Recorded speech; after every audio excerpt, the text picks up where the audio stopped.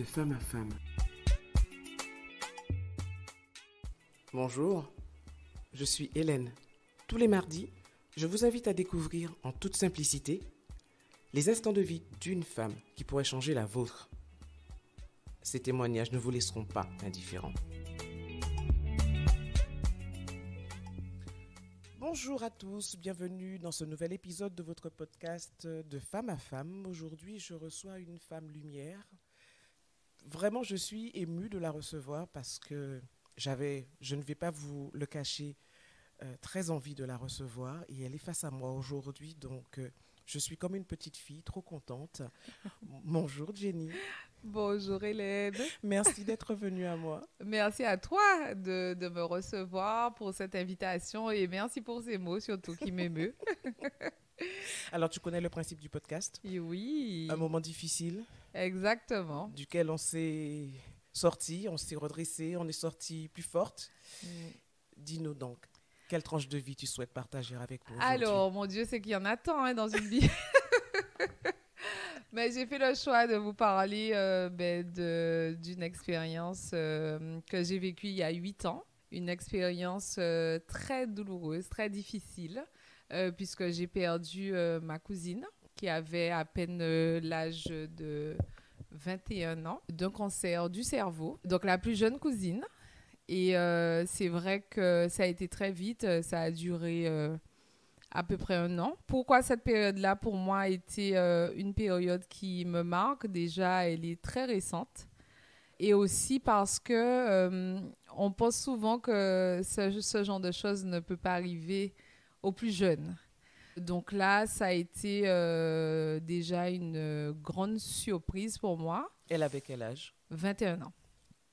Wow. 21 ans, et c'est vraiment comme ma petite sœur. Vraiment, vraiment.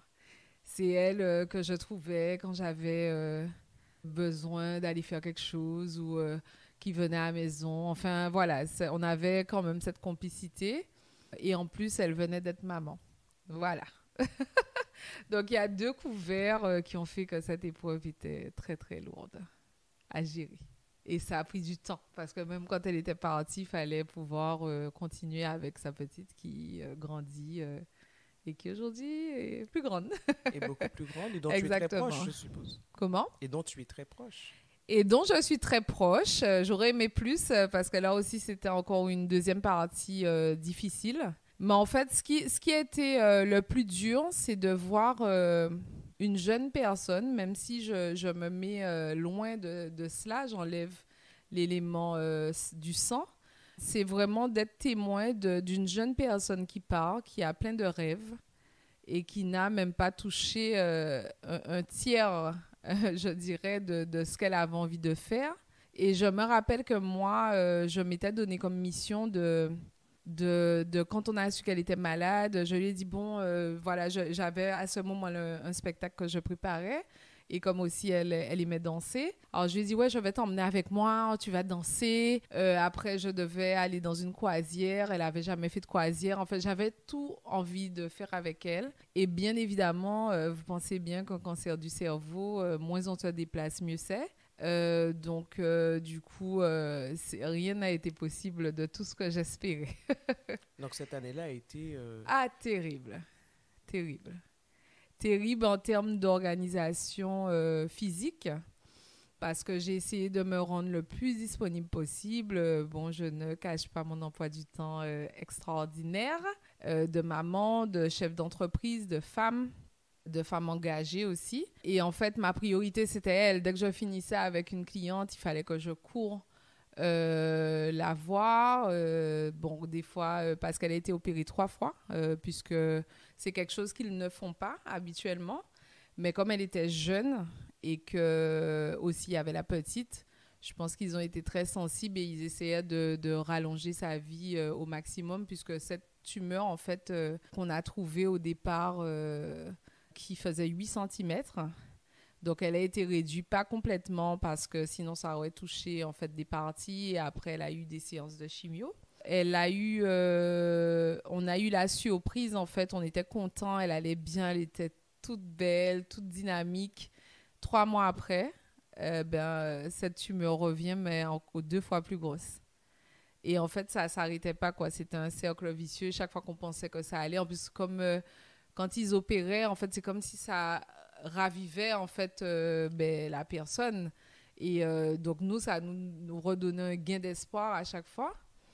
Et en fait, c'est là qu'on se rend compte, en fait, à travers cette expérience-là, c'est ce que j'allais dire, de voir la douleur qu'on imagine que la personne ressent et qui ne transparaît pas, en fait, parce qu'on pourrait dire que c'est peut-être la famille. Le tempérament très fort. Elle arrivait quand même à sourire alors qu'on savait qu'il y avait de la pression dans la tête, qu'elle devait avoir des migraines insoupçonnées avec tout ce que ça engendrait sur le reste du corps, puisque c'est des douleurs qui sont là constamment. Et pourtant, jamais elle ne s'est plainte, quoi. Jamais, jamais, je peux le dire, jamais. Quand on est en face et qu'on est témoin de ça et qu'on a envie de se plaindre le matin, qu'on a cassé son ongle, ben forcément, on voit les choses différemment. Cette expérience-là, on a parlé en off, je me permets de le dire, tous les moments où on repousse, on procrastine. Moi, je prends mon exemple, j'ai été maman très jeune et en fait, ma priorité, c'était mes enfants. Ça n'a pas changé, mais ils sont ma priorité, mais moi aussi, je suis ma priorité. Et en fait, je me faisais toujours passer, oui, non, je ne fais pas ça parce que, bon, j'ai ma famille, je dois être posée. Et en fait, on repousse. Et en fait, à ce moment-là de ma vie, donc là, je parle sur le volet artistique que j'ai, en fait, je repoussais plein d'opportunités tout le temps parce que, en fait, quand on est une femme artiste, en termes de disponibilité, c'est très difficile. Souvent, des contrats tombent à l'extérieur. On a du mal à se dire, mais on n'est pas un parent responsable si on n'est pas là. Comment on va faire pour s'organiser, etc. Donc, j'ai souvent mis ça de côté. Je me suis concentrée sur la partie consultation, rencontre, des choses, en tout cas sur place à ma portée, qui ne vont pas me challenger, en fait, puisque je me sentais pas prête et j'avais aussi peur de rater des choses. Cette expérience avec ma cousine, pendant 1 an, en étant à ses côtés, en fait, m'a réveillée et m'a bouleversée, mais dans le bon sens, parce que je reste persuadée, et ça, je le dis à celles qui vont nous écouter, en fait, des fois, on vit des expériences qui, pour certains, vont être le drame, en fait. Ça va être une épreuve qui nous met à genoux. Mais en fait, cette épreuve, pour d'autres, c'est être témoin de ce qui est possible, de ce qui peut arriver et finalement de cette chance qu'on a. C'est être témoin de tout ça en même temps. Donc, je pense que c'est pour ça, jusqu'à maintenant, je sais que beaucoup de gens se posent des questions. Pourquoi moi? Pourquoi je vis ça? Pourquoi? En fait, à un moment, il faut arrêter de se dire pourquoi. À un moment, il faut juste regarder et comprendre le message. Elle t'a fait un super cadeau, ta cousine. Vraiment. Parce qu'en fait, tu es revenue à toi, à l'essentiel. Désolée, l'émotion. Exactement. Et en fait, c'est à partir de ce moment-là que... Ta vie a changé, en fait. Ma vie a changé. Ma vie est devenue... Ma vie est devenue un peu plus, je vais dire, explosive. Tu t'es donné le droit de vivre tes rêves. Exactement. C'est-à-dire que je les vivais déjà, mais en réserve. Toujours contrôlée. Et là, en fait, j'ai arrêté de me mettre des limites et je me suis rappelé vraiment ce que je voulais, moi, Jenny Paulin, avant d'être maman, femme, fille, tous les volets, en fait, qui existent. Ben, c'est là qu'est née cette Jenny qui peut-être que tu n'aurais pas connue. Si on devait se croiser, on se serait dans tous les cas de figure croisés. C'est ça. Donc, celle qui arrêtait de faire des choses, comme dit mon ami Major, en soum-soum. Parce que j'ai décidé d'être plus là, plus présente, plus en cohérence avec ce que je fais. Et de laisser jaillir ta lumière. Ben en fait, oui. Si c'est comme ça qu'on peut l'exprimer, je reçois parce que oui. En fait, il y avait quelque chose que je faisais pas, c'est être sur, par exemple, les réseaux. Un truc tout bête parce que je me disais, moi je suis de l'ancienne génération, je suis une femme du terrain. J'avais du mal avec ce nouveau monde un peu très démonstratif. Et en fait, j'ai compris qu'il était nécessaire puisque les choses changent et on est dans un bol et il faut qu'on puisse à chaque fois prendre notre place, savoir comment on est, où on se positionne à chaque fois que les choses évoluent. Et ce moment est arrivé en fait pour moi de dire à la terre entière, mais hé, j'existe, je suis là, regardez ce que je fais depuis des années et je vais vraiment vous le mettre sous couvert. Donc voilà, et là aussi est née celle que j'appelle la Jenny Unstoppable, celle qui ne va pas s'arrêter. C'est-à-dire que la seule personne qui pourra mettre un frein dans tout ce que je fais, ce sera ni une chose ni l'homme. C'est que Dieu qui pourra mettre sa main dedans. Donc en fait, j'ai fait le choix de donner vie à tout ce dont j'avais envie. Vraiment, à chaque instant. Donc, si j'ai une idée, je me dis, ça fait longtemps que je veux faire ça, et bien, je le fais. Alors, il y a une chose qui est réelle, c'est que je faisais déjà un peu de ça. Mais, comme je te disais, très contrôlée. De façon timide, en fait. Exactement. Exactement. Donc, on dira que ma cousine m'a dévergondée, peut-être. Non, elle t'a libérée, c'est pas pareil. C'est ça, c'est exactement ça. Et je pense qu'à chaque fois que tu as un doute, tu penses à elle. Et effectivement, je pense à elle et je pense aussi à cette phrase aussi que tu te dis, puisqu'il y a quelque chose aussi qui se passe quand tu vis ce moment-là. Quand tu es, en plus, pour revenir sur cette étape-là, non seulement j'ai eu la chance de pouvoir être à ses côtés, de lui apporter mon sourire parce que j'allais pleurer chez moi. Oui, mais quand j'arrivais devant elle, c'était The Show Must Go On. Donc c'était lui faire des blagues. Elle n'arrêtait pas de dire « T'es trop nulle, Nini ». Elle répétait ça tout le temps. Du coup, j'arrivais, si elle voulait un gâteau au chocolat, je courais, je sortais de mon travail, j'allais chez moi rapidement faire un gâteau. Je revenais rapidement. Bon, là, sûrement ma tante m'entendra. Lui emmener son gâteau alors que bon, on l'avait mis en régime mais en fait tout ce qu'elle voulait je faisais. Et c'est vrai que j'ai eu cette chance aussi d'être à ses côtés pour son dernier souffle et ça c'est quand on vit ça change tout quoi. Et en fait ce qui est merveilleux c'est que souvent toutes les personnes qu'on connaît qui je les appelle les bulldozers ont toujours une histoire extraordinaire, en fait.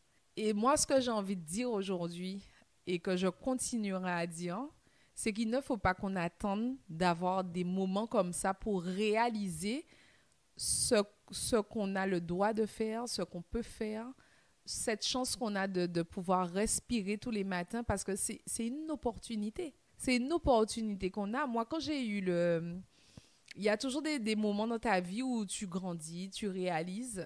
J'ai eu le chikungunya. Je suis rarement malade.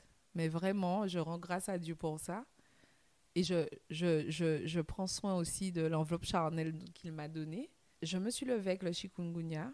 Je ne pouvais pas bouger mon torse. C'est-à-dire que j'avais l'impression que j'allais mourir, en fait. J'avais une pression au thorax qui était impressionnante. On m'a dit que ça soulève des douleurs qu'on a passées. Donc, je crois que j'avais eu un accident. Je ne sais pas qu'est-ce qui justifiait cela.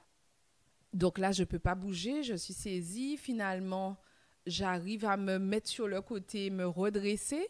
Donc là, on fait appel à la force mentale parce qu'on n'est plus sur le physique. Et quand je viens pour m'asseoir, je pose mes pieds au sol. Je ne peux pas. Mes 2 chevilles, mais c'est le feu. Et tu sais, ce jour-là, alors moi, encore une fois, j'ai été bénie parce que le chikungunya, je l'ai eu 2 jours. Oui, pas longtemps, toujours l'histoire. Et en fait, ce moment-là, pour moi, était très long. Donc, j'entends des gens qui ont eu ça des mois et des mois, qui continuent à avoir les séquelles encore. Et je me dis, mais c'est terrible. Donc, c'est ça, en fait, être dans un corps de souffrance, de douleur, tous les jours. Mais il faut qu'on respecte les personnes malades. Il faut qu'on se mette qu'on s'incline devant ces personnes-là, qu'elles aient vraiment tout notre respect et notre attention. Parce que ça veut dire que cette personne pourrait être là devant nous, à échanger avec nous, à peut-être des fois nous prodiguer des conseils, à nous sourire, à vouloir faire l'effort de venir partager un moment avec nous, ou bien de encore nous recevoir s'ils sont à l'hôpital, on vient les voir. Mais ces personnes-là déploient une force et une énergie. Mais en fait, il faut s'incliner. Moi, quand j'ai vécu le chikungunya, et je vous jure 48 heures, mais je me suis dit, mais en fait, mais même les grandes personnes qui te disent, Yoni, arthrose, Yoni, mais ça veut dire qu'ils se lèvent tous les matins comme ça? Mais en fait, et c'est ces petites choses de la vie qu'on réalise au fur et à mesure et que Dieu nous fait vivre aussi. Pour voir que tous les jours, tu ne vas pas être là, j'espère au 100% de mes facultés. Moi, je me le souhaite. Je pense à Pantoufle, c'est ma mascotte de Guadeloupe. Cet homme, je l'aime de voir un homme qui a 80 ans mais qui fait du vélo. Mais c'est extraordinaire. Et en sandales, hein, il a décidé de ne pas mettre de chaussures. Donc, j'invite tous ceux qui ne le connaissent pas à vraiment le croiser sur la route. Un homme extraordinaire qui est tout menu, enfin, qui fait du sport tous les jours. Il est passionné par le vélo. Et en fait, être en bonne santé au fur et à mesure du temps, enfin, jusqu'à ce que Dieu nous prête vie, c'est une aubaine. C'est vraiment une chance. Il faut la vivre à 100%. Et même quand bien même on n'a pas cette chance, mais il faut avoir la foi. Il faut décupler ses capacités mentales et surtout ses capacités psychiques, spirituelles. Il faut vraiment être accroché et fixé sur un objectif. Et ça, je me dis, chaque épreuve, chaque étape, chaque expérience, tu vois, ton podcast, c'est puissant parce que c'est les expériences de chacun qui font l'histoire des autres. Chaque fois que je vais entendre quelque chose, je vais dire « Ah oui, c'est vrai » parce que ça me remet, ça me replonge dans quelque chose qui me fait prendre conscience. Moi, si je dis, et je ne mens pas, il n'y a pas un matin où je me lève, c'est peut-être d'où mon sourire, où je me lève le matin et je me lève comme la personne qui a eu son dernier souffle, mais moi, c'est le contraire. Comme quand je sors de l'eau. Je me lève comme ça tous les matins. En disant merci. Mais oui, je réalise que j'ouvre mes yeux, une autre journée va commencer, je respire. J'ai cette chance encore de pouvoir exploiter et aller faire d'autres choses que je vais aimer, apprécier des gens que j'aime, prendre le temps d'appeler quelqu'un que j'ai envie d'appeler. J'aurai la chance de pouvoir faire tout ça, une chance que bien d'autres auraient voulu avoir. Donc, chaque matin, I am blessed. Et je mets cette musique-là et moi, je suis alors, je suis une danseuse, donc la musique, c'est quelque chose qui me prend aux tripes. Donc, quand on me croise, souvent les gens me disent « t'es klaxonné, machin. » En fait, ne me klaxonnez pas, c'est pas la peine. Jen, elle est dans son monde. C'est vrai qu'en voiture, c'est vraiment mon moment. C'est ce moment où je vais écouter de la musique, où je vais faire le choix c'est ce que j'inculque aussi aux femmes que je suis, de faire que des choses qui me permettent de rester up. J'ai une expression, c'est « stay up ». Il faut faire tout pour rester en haut, pour rester élevé. Et pour ça, je ne vais pas aller écouter une musique qui va me mettre en dépression.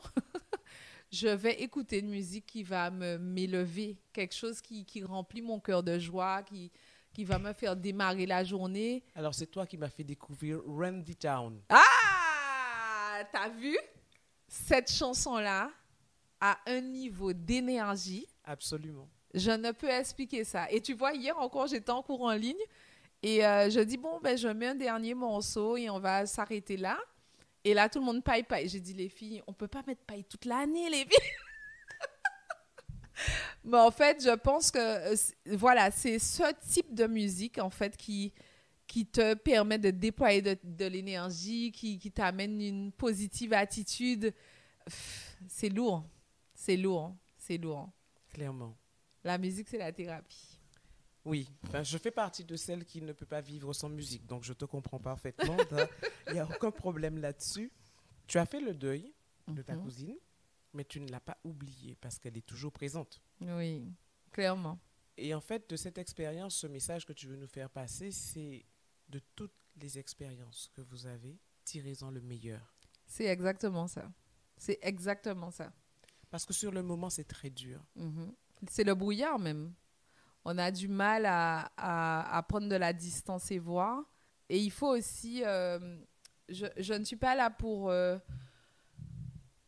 emmener ceux qui veulent dans une direction, mais il faut croire. Croire en ce que vous voulez, mais il faut croire.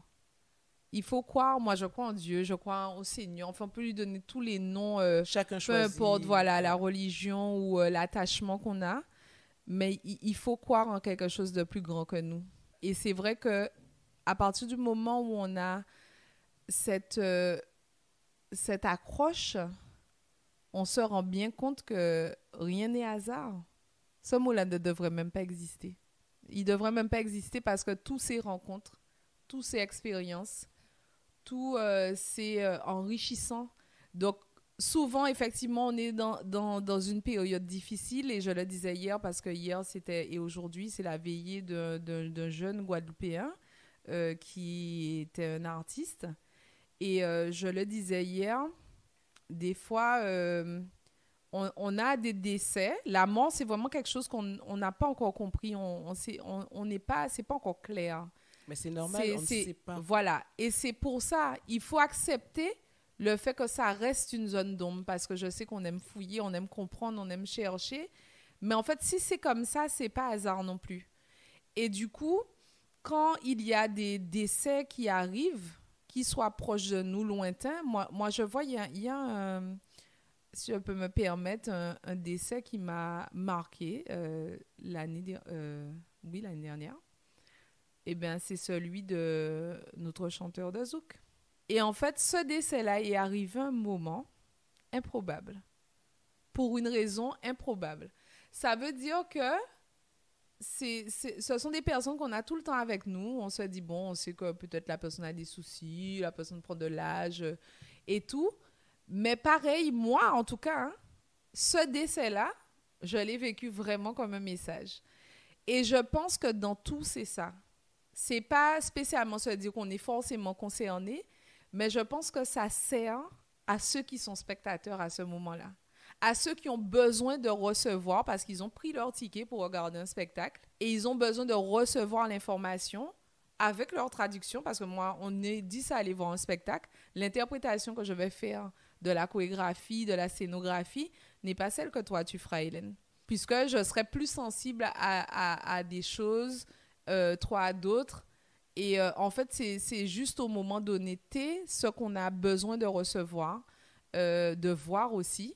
Mais il faut être open, il faut être ouvert, il faut éviter de se fermer. Souvent, c'est ce qu'on fait face à une épreuve. Et en fait, on peut se dire, bon, j'ai envie de rester dans mon coin, j'ai besoin de me retrouver. Mais il faut quand même que tous les sens, la vue... restent en alerte. Il faut qu'ils restent en alerte. Parce que c'est là que ça se passe. Souvent, c'est dans des moments difficiles que naissent... les plus belles réalisations. Aïe. Mais really. J'en ai la preuve. Eh bien, faut croire. Nous en sommes la preuve parce que je pense que tout le monde vit ça sur Terre. Tout le monde. Tout le monde te dira, je parlais avec un artiste qui vit le moment de la page blanche, c'est celle qu'on craint tous en tant qu'artiste. Et on a échangé et je lui ai dit, mais en fait, j'ai déjà peur. Parce que souvent, la page blanche arrive un tube après. Ben oui, j'ai tout le temps entendu ça et j'ai vu, même de mes yeux. Souvent, tu es là, tu restes des mois et des mois, il n'y a rien qui se passe. Et en fait, après, c'est la bombe. C'est ce morceau-là qui va fonctionner. Donc, il ne faut pas qu'on ait d'inquiétude sur le temps que prennent les choses, sur la manière dont les choses se font, sur la souffrance aussi qu'on ressent. Parce qu'on est cher. Et en fait, oui, on doit vivre ça. On n'a pas envie de le vivre. Quand ça arrive, on a envie de repousser, on a envie de tout écraser, de tout éclater, de crier. Et bien, qu'on fasse tout. On éclate, on écrase, on crie. Un bon coup. Et après, c'est next. C'est next. En fait, je pense... Alors, moi, c'est avec le tempérament de conquérant. On m'appelle comme ça. Je suis une fonceuse. Ça veut dire que tu ne vas pas me voir rester longtemps dans ni de l'amertume, je reste pas longtemps dans les émotions, je suis pas à l'aise. Si je suis en inconfort, j'ai pas envie de rester là. Donc très rapidement, je vais mettre en place un processus pour sortir de ça et me retrouver dans ce qu'on connaît de moi, la joie, l'énergie, retrouver en fait ces sensations-là, c'est important pour moi. Mais ce que j'ai envie de dire à toutes celles et ceux qui nous écoutent, la position d'inconfort, et là c'est la coach qui parle, elle est importante. Si je n'ai pas essayé 3 fauteuils, je ne saurais pas quel fauteuil je veux pour mettre chez moi. Si je n'ai pas fait un rebord de fauteuil, je ne saurais pas, ah ouais, franchement, finalement, je ne vais pas prendre un osier. Je veux, ah non, le cuir non plus, ça a craqué, ça a abîmé mon vêtement. Tant que vous n'avez pas vécu l'inconfort, vous ne pouvez pas savoir quel confort il vous faut. Acceptons l'inconfort pour trouver le confort. Dans mon monde, on dit position inconfort, confort. Ça va ensemble. Ça ne se désolidarise pas. Et tout le temps dans ma vie, ce sera comme ça. Inconfort, OK. Ouh là là, je vais rapidement chercher la posture et je suis dedans dans le domaine du sport et de la danse. Je suis des fois dans des postures. Aïe, bon Dieu, il faut que je sorte de ça. Quand je suis en squat, OK, je respire. Je respire, je souffle. Et après, je sors. Ben, en fait, c'est ça. L'inconfort amène le confort. Ben, quand j'ai fini mes squats, que je suis sortie, ce soulagement d'être sortie, de me retrouver sur mes jambes et après de voir le résultat. J'ai des fesses debout, je suis contente, c'est le résultat que je voulais à ce moment-là. Donc oui, il me fallait l'inconfort pour arriver. Il faut qu'on accepte ça, qu'on comprenne que ça fait partie du game. Après, à savoir combien de temps je reste dedans. Mais c'est nous qui le décidons. Eh bien oui, yes madame. C'est exactement ça. C'est exactement ça. Et c'est ça aussi dans le milieu. Tu sais, j'entends souvent... Et c'est pour ça, ma mère me disait tout le temps, toi et tes yeux. Alors, autant je suis très expressive, je parle très peu, j'écoute beaucoup, mais mes yeux en disent long. Et souvent, dans mon cadre, tu sais que je suis dans le milieu du sport et de la danse, j'entends beaucoup de gens me dire, oui, je dois m'occuper de moi, mais j'ai pas... En fait, les mais, ils tombent, je pense, toutes les secondes. J'ai des enfants, j'ai grandi avec les mais. On voit les mais, c'est un réflexe. C'est un réflexe de protection, un réflexe vraiment pour justifier en fait ce qu'on n'a pas encore pu faire, encore pu mettre en place. Et il faut trouver, plus c'est long, mieux c'est, puisque ça excusera ce qu'on n'a pas encore mis en place. Et c'est là où je dis, attention, quand je me rends compte que j'ai dit trop de fois de mais, c'est qu'il y a déjà un problème. Je me dis, oh, ça fait plein de fois. Donc, il y a un truc où tu es en train de justifier un truc que tu n'as pas fait, en fait. T'es sérieuse, hein? Et ça me permet moi-même de me recadrer, de revenir au truc. Ouais, mais non, mais j'ai pas le temps et tout. Voilà, quoi. Quand je me retrouve à dire à des personnes, je devais t'appeler. Je suis désolée, hein. Je ne t'ai pas rappelé. Bon, en fait, il ne faut pas que ça m'arrive trop de fois. Parce que tout le monde a droit à son rappel. Je n'aurais pas aimé, et j'éduque mes enfants dans ce sens, ce que tu ne veux pas qu'on te fasse, ne le fais pas. Par contre, ce que tu veux qu'on te fasse, fais-le toute la journée. Et du coup, c'est ces petites règles de vie qu'on se met qui nous permet finalement d'avancer, de s'en sentir mieux aussi, d'être plus en phase. Ça, c'est vraiment, vraiment essentiel. Ça, je tenais vraiment à le dire parce que le mais est devenu très monnaie courante. On le sort systématiquement et on se trouve en permanence des excuses. Tout le temps. Mais se trouver des excuses, tout le monde ne va pas entendre ça. Mais quand je parle du mais, tout le monde va s'entendre le dire. Ils feront attention. Clairement. Alors, cet échange est extraordinaire parce que généralement, la tranche de vie que les invités racontent est relativement longue. Ensuite, on enchaîne sur comment elles s'en sont sorties, etc., etc.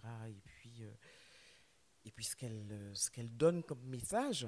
Ta tranche de vie a été condensée, mais du condensé puissant. Oui, vraiment. Et tu viens de nous partager pendant tout ce temps d'échange que des messages d'espoir, que des messages de mesdames, mettez-vous debout, regardez-vous, sachez ce que vous voulez pour vous et donnez-vous les moyens d'y aller. Est-ce que j'ai bien résumé? Vraiment bien. Je n'aurais pas mieux fait. Ça a été un plaisir parce que le temps passe trop vite. C'est vrai. Le temps passe vraiment trop vite. Ça a été un réel plaisir. Alors, comme tu m'as dit que tu as eu un peu de mal à choisir, le micro est toujours ouvert. Ah, je retiens. C'est avec plaisir alors, Hélène. Le micro est toujours ouvert. Non, sincèrement, Jenny, merci. Merci parce que, oui, c'est la coach qui a été face à moi aujourd'hui. La coach qui, comme beaucoup, comme tout le monde en fait, a eu ses épreuves, a eu ses moments difficiles, mais a su quoi en faire.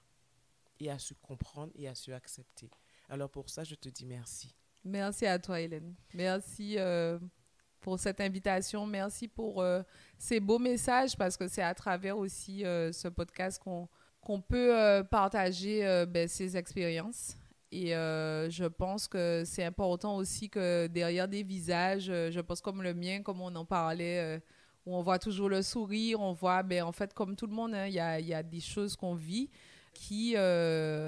avec lesquelles on fait des choix peut-être différents. C'est juste que j'ai fait le choix de l'utiliser comme une force et c'est le bon mois, on est en octobre. En plus. Il n'y a pas de hasard. Pas l'hasard, que des rendez-vous. Absolument. Merci à toi d'être venue à moi. Merci Hélène. Et je te dis à bientôt. À très vite. Et continue à shine comme tu le fais. Merci à toi. À bientôt. Longue vie au podcast. Merci.